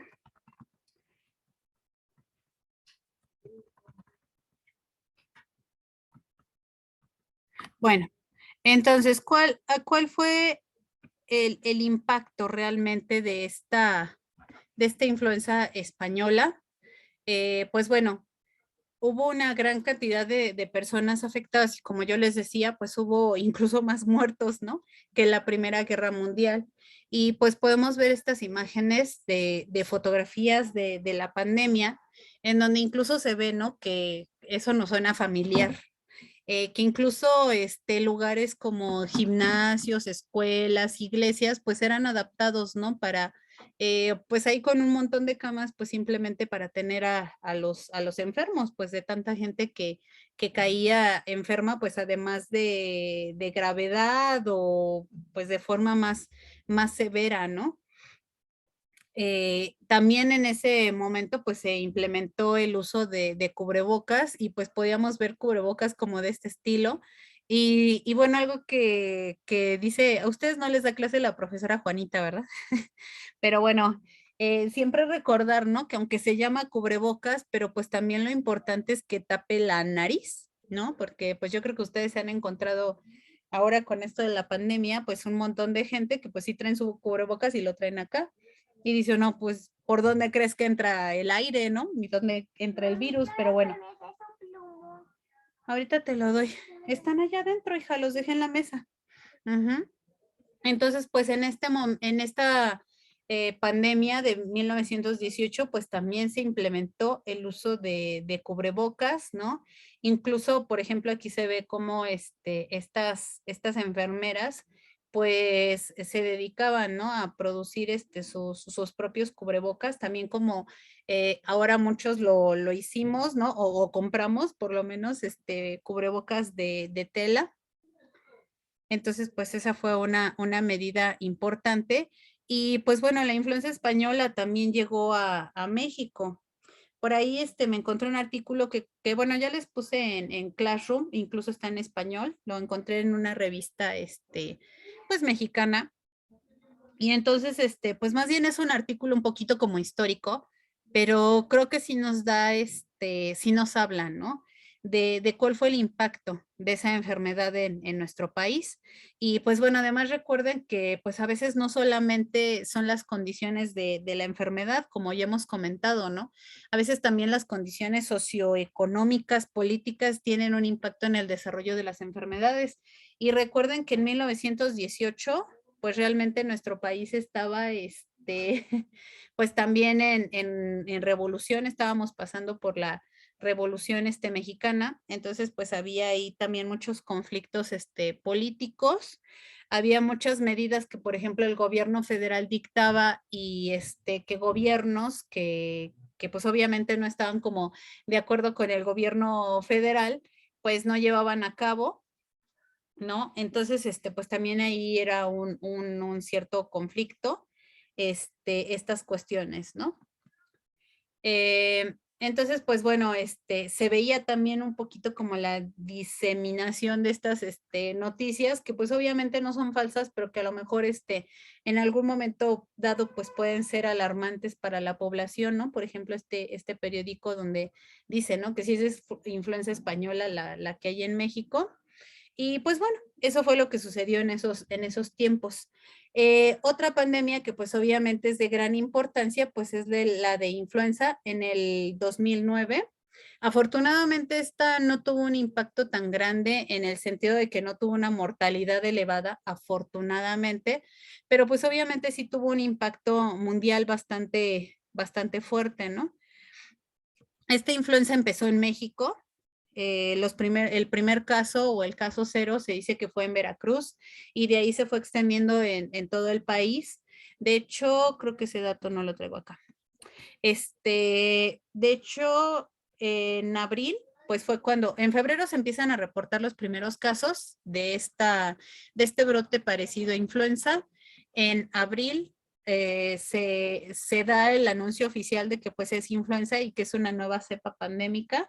Y pues eso también se da pues porque vienen por ahí algunos diplomáticos de Estados Unidos, se infectan y pues bueno, se da a conocer en todo el mundo, entonces se disemina de México a Estados Unidos y ya para mayo la OMS declara la fase 6, o sea, fue un virus altamente contagioso, les digo, afortunadamente no fue tan mortal, pero pues obviamente tuvo un gran impacto en el país, también se instauró el uso de cubrebocas, aunque pueden ver como siempre, no fue obligatorio, ¿no? Pero bueno, se implementó el uso de cubrebocas y pues bueno, esto seguramente ustedes no lo recuerden mucho porque pues ustedes todavía estaban muy pequeñitos cuando sucedió esto, pero pues incluso se cerraron algunos vuelos comerciales y se restringió, ¿no? La movilidad de las personas de México a otros países, pero a pesar de eso, pues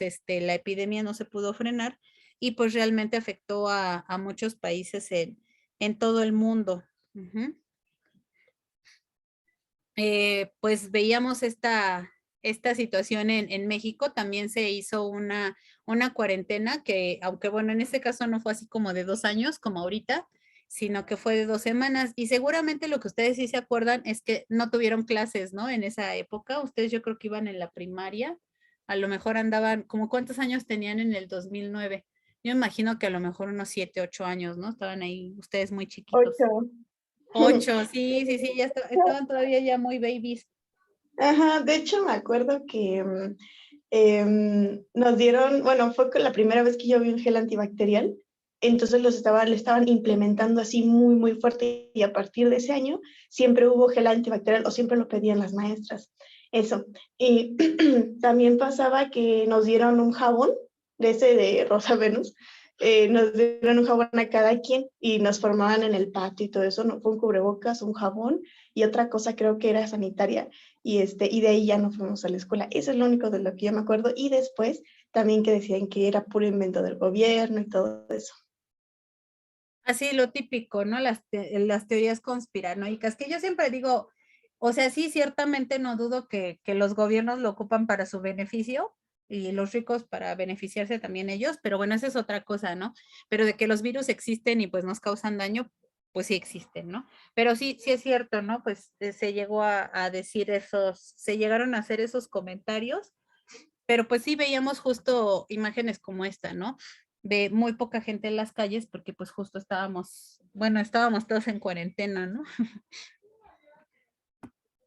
Pues bueno, otra cosa es que bueno, pues como después se vio que era influenza porcina, pues ya después nadie quería comer carnitas, ¿no?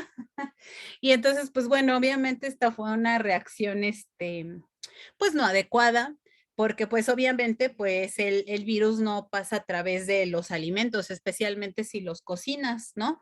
Más bien pues el virus pasó en algún momento dado, pues por personas que estaban seguramente muy cerca de los cerdos y que sí hay, ¿no? Obviamente, bueno, no sé si ustedes conozcan o sepan de algunos casos, pero por ejemplo, si yo tengo familiares que pues viven en provincia y sí, muchas veces tienes ahí a tu corral de aves, tu corral de cerdos y especialmente pues personas que no tienen así como una super granja productora de cerdos, pero pues sí tienen allá sus animalitos, sí suelen estar muy en contacto con los animales, ¿no? No tanto que vayan y los abracen y los besen, ni mucho menos, pero pues sí, o sea, muchas veces pues al estarlos alimentando, al estar limpiando, por ejemplo, sus corrales y eso, pues pueden llegar ahí a tener este contacto, ¿no? Y en realidad el virus de influenza porcina, pues es mucho más fácil que pase a los humanos, porque pues tiene los receptores y tiene las hemaglutininas adecuadas al virus aviar. Uh-huh. Entonces, bueno, pues la pregunta aquí pues es ¿por qué la influenza del 2009 no fue tan mortífera como la de 1918 si ambos virus pues eran del tipo H1N1? ¿Por qué creen que habrá sido?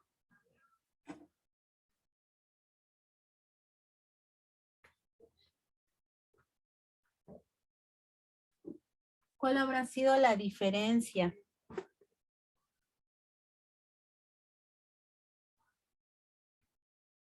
Me imagino que un poco más de conocimiento en la población. Una cuestión importante, pues obviamente es el conocimiento, ¿no?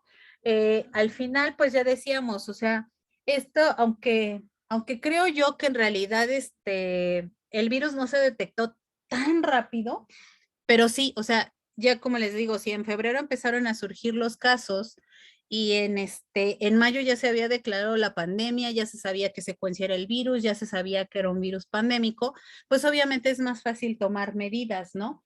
El hecho de que ya puedas secuenciar los virus así rápidamente, bueno, más o menos, pues obviamente también es una ventaja que no tuvieron en 1918. En 1918 los primeros casos surgen en la primavera de ese año, justamente también en febrero. Hay una primera ola que es muy contagiosa, pero no es tan mortífera. Sucede en Estados Unidos. De hecho, eso no les dije. Qué bueno que ahorita me acordé. Esa influencia en realidad, aunque se llama influencia española, no surgió en España, sino que surge en Estados Unidos. De Estados Unidos se va dispersando, pues como estaba la Primera Guerra Mundial, pues obviamente gracias al movimiento de tropas, los gringos la llevan a Francia. En Francia hay un montón de casos, de hecho se hablaba de que había como 10,000 muertes por semana en Francia, pero Francia tampoco lo declara porque pues Francia también está en guerra. Y pues imagínense, están en guerra y todo decir, ay, ¿qué creen, chicos? Enemigos míos, tengo además un problema de salud pública, pues obvio iba a ser decir, tengo aquí una debilidad o algo que puede ser una debilidad, ¿no? No lo declaran, la influenza se pasa a España y entonces España, pues como en ese momento era neutral, pues ellos sí lo declaran y por eso se dice que es la influenza española, ¿no? Ajá. Entonces sí, efectivamente, pues ahí tardaron un buen rato, ¿no? Pues para determinar que era un virus diferente, mientras que nosotros sí lo hicimos en el 2009, pues mucho más rápido. Bueno, digo nosotros, no nosotros mexicanos en general, como el mundo, ¿no? Pero pues sí, obviamente México tuvo ahí un papel.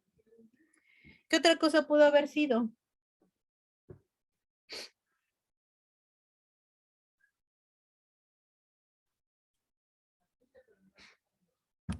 Pues para empezar, a lo mejor el virus ya no era, aunque les digo, era H1N1, pero pues pudo ser que a lo mejor la polimerasa, otras enzimas, otras proteínas, pues no fueran tan, pues que el virus en general no fuera tan virulento, ¿no? ¿Qué otra cosa podría haber sido? ¿Qué creen ustedes que pudo haber contribuido favorablemente a que el virus no fuera tan peligroso?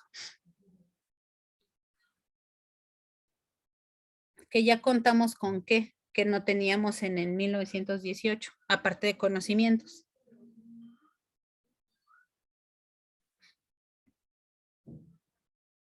Pues con Vacunas, toda vacunación. la industria, bueno, con todo el equipo para la realización de vacunas y todo ese tipo. Ya tenemos vacunas contra este virus, efectivamente, ya tenemos vacunas. Y pues como decíamos, además este virus H1N1, ya había virus H1N1 circulando entre la población. Entonces era uno de los virus pues para los que se producía vacuna de tipo H1N1. Entonces pudo haber sido que ya la inmunidad que teníamos contra este virus, tanto la adquirida por la enfermedad como la adquirida gracias a las vacunas, pues nos ayudara. Y entonces a lo mejor ahí también no es de tanta sorpresa que los más afectados en esta epidemia en el 2009, personas que desarrollaban cuadros graves o incluso murieron, fueron más bien personas jóvenes, o sea, adultos jóvenes.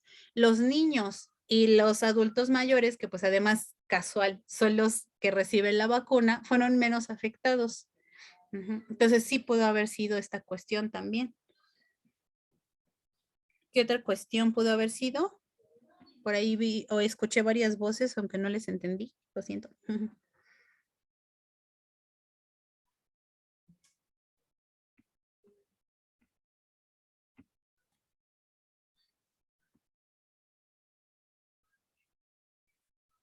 creo que todos dijimos vacunas al mismo tiempo. Creo que sí, ¿verdad? Pero otra cuestión es que también para este virus ya hay antivirales. Es de los pocos virus para los que tenemos antivirales, ¿no? Entonces ya tenemos antivirales y vacunas contra este virus. Y entonces uno de los antivirales principales pues es el oseltamivir. Ay, déjenme, bueno, el oseltamivir lo que hace es actuar sobre la neuraminidasa. ¿Qué era lo que hacía la neuraminidasa dentro del ciclo de multiplicación del virus, decíamos? Ayudaba a que el virus pudiera realizar la salida de la célula. Exactamente, o sea, aunque el virus ensambla y sale por exocitosis, el virus de todas formas se queda ahí pegado, porque se vuelve a pegar al ácido ciálico. Y entonces la neuraminidasa es la que tiene que cortar, pues resulta que este oseltamivir es un análogo del ácido ciálico. O sea, se parece al ácido ciálico, entonces cubre, digamos, esa neuraminidasa y la bloquea. Entonces eso es lo que hace el oseltamivir y sus derivados, porque ya incluso tenemos derivados del oseltamivir. También otros antivirales con los que contamos son las amantadinas. La amantadina, pues más bien es un inhibidor del canal iónico. ¿Qué hacía el canal iónico? Metía protones para que la partícula viral se acidificara y entonces pudieran salir las ribonucleoproteínas. Si este canal iónico no funciona, pues no se va a liberar el virus. Entonces, este es uno también de los principales, antivirales. La desventaja de esta amantadina, pues es que puede afectar a otros canales iónicos de la célula y entonces nos puede dar más efectos adversos. Pero, por ejemplo, todos estos medicamentos como el antifludes, Next y demás, tienen esta amantadina. ¿Cuál es la mala noticia? Que realmente ya tenemos una gran resistencia a estos antivirales. Déjenme les muestro. Ay, es que ya al final ya no mezclé mis presentaciones, pero bueno, una disculpa por eso. Porque con eso de que según estoy actualizando algunos datos.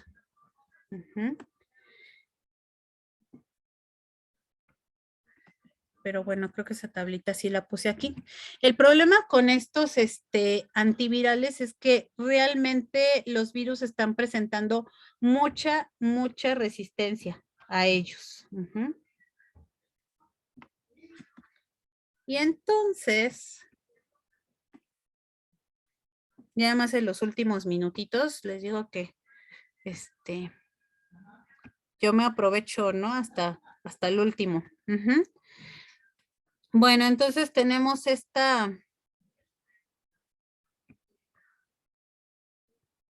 no sé por qué no puedo ponerla en grande, ya está.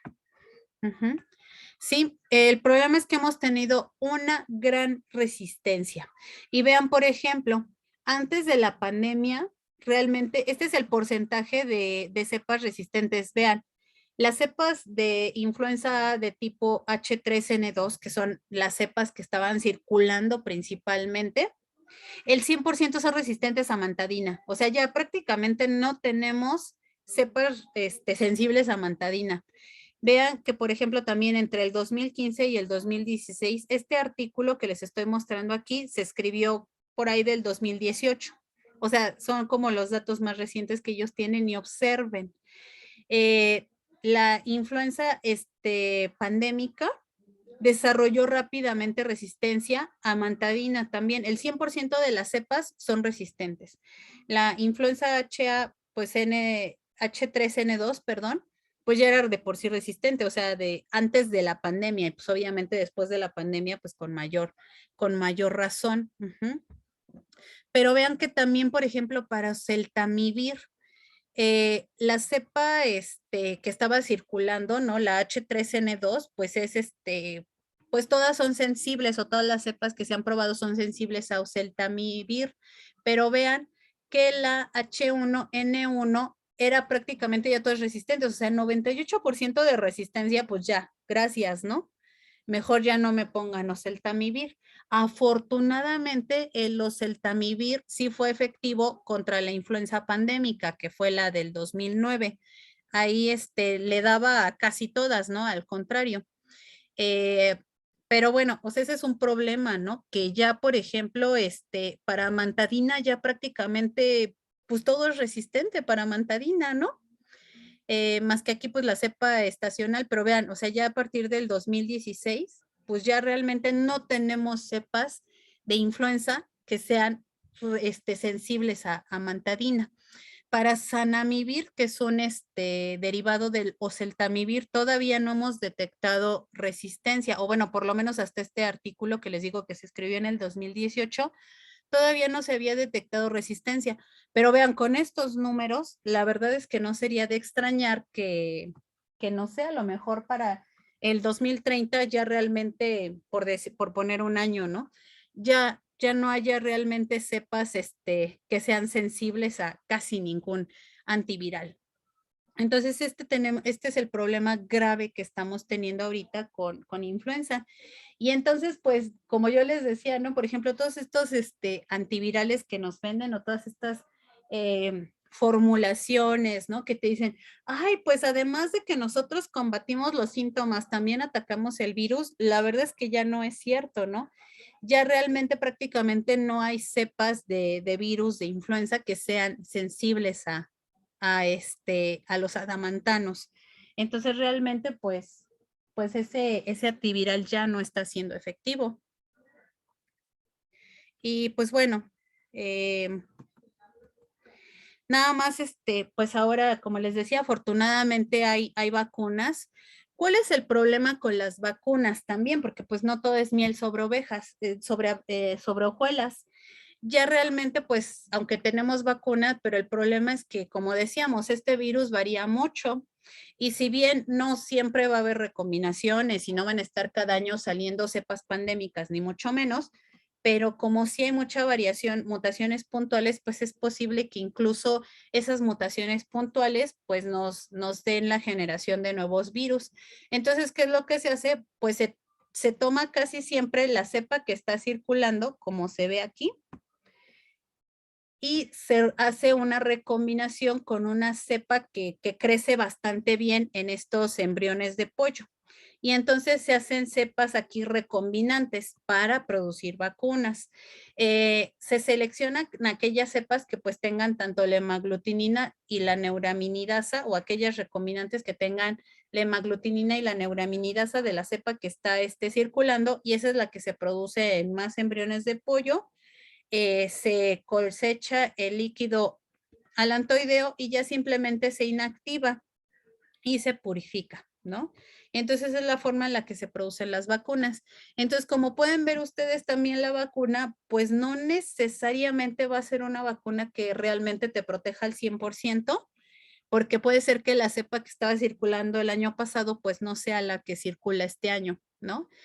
Pero pues lo que se ha visto es que sí te puede dar una protección cruzada bastante buena y de hecho, como decíamos hace rato, incluso contra cepas pandémicas, por ejemplo H1N1, también funcionó o se cree que funcionó también esta inmunidad adquirida gracias a las vacunas.